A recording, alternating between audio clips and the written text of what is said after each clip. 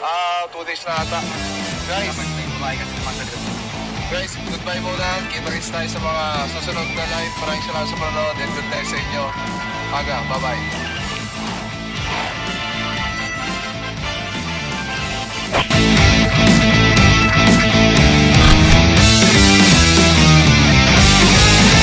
Hanapin si Kong TV. Nasaan kaya siya?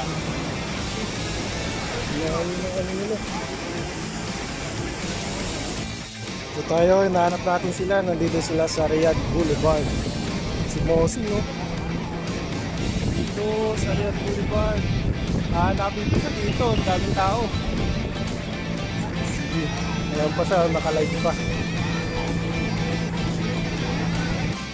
Looking for Boss Tong. Hanapin natin.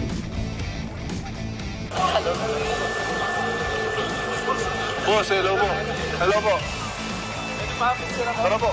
Buti ko na hindi siya abutan dyan kasi papasok na siya sa venue at buti nakaabot pa ako bago siya magpaalam sa vlog niya. At ito yung mga nakakong picture. Medyo blurred kasi nanginginig talaga ako at kabado ako. Kasi hindi naman nila ako kilala at ako lang nakakilala sa kanila kasi lagi ko sila napapanood na almost ilang years.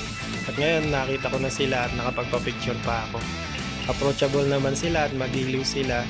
Lalong-lalo na sila Boss Kong, Kev, si F, tsaka si Boss Burong. At sabi nga ni Boss King sa akin, kalma lang daw ako at relax lang. At nakapag-video pa ako kay Boss Kong. At di ko alam kung anong sasabihin ko dyan, kaya nagbitaw ako kung ilang araw na siya dito. Pero mo yun, di ko akalain na pupunta sila dito sa Riyadh. Kasi alam niyo naman dito sa Riyadh, sobrang higpit. At ngayon medyo nag-o-open na sila at marami ng events na ginaganap dito lalo na pag Riyadh season. At nandito sila Boss Kong para sa e-sport.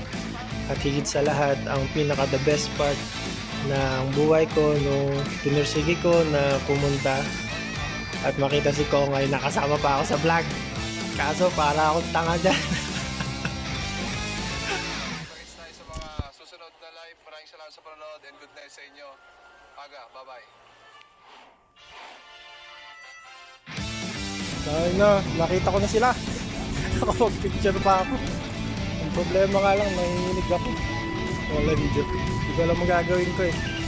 Sabi nga sa akin, Boss King, ba't daw ako nanginginig daw ako? Kalma lang daw. Ignorance. Biruin mo yung ilang taon mo napapanood sa trabaho, tapos pag nagbablog sila at pinapanood ko sila, kaya ang lakas nitong TV magsalita. Nagugulat yung amo ko pag pinapanood ko sila. Tapos ngayon nakita ko na sila. Start ko silang pinanood nung kay kasama niya lagi si Juni Boy. Tapos pupuntang Tagaytay, tapos magbibigay silang Asus ROG. Tapos nakita ko na sila. Ito yung first time na artista or YouTuber na nakita ko sa tunay na buhay. Na nakita mo talaga at nahawakan mo pa, di ba? Hindi. Kaya nakikinig ako, di ko alam gagawin ko. So hanggang dito na lang mga tolls.